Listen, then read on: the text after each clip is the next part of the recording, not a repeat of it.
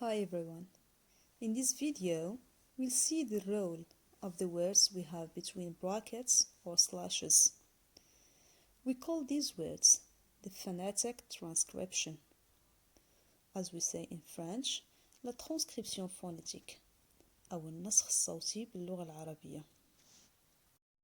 So, what is the role of the phonetic transcription? It helps us to pronounce the words correctly. النسخ الصوتي كما قلنا يساعدنا على نطق الكلمات بشكل صحيح.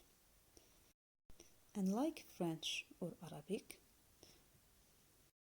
vowels in English do not always have the same pronunciation.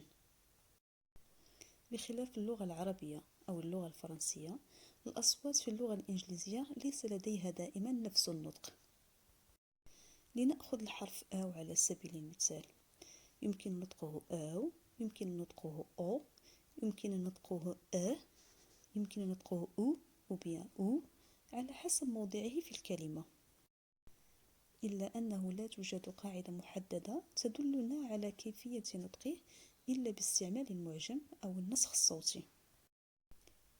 In addition to this, the phonetic transcription helps us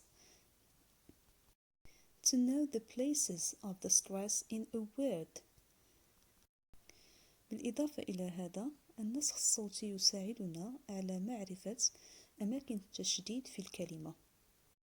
إذا لاحظتم معي الكلمات الموجودة بين معقوفتين، نجد فواصل عند بعض الحروف في الكلمة. هذه الفواصل تكون أعلى الحرف أو أسفله.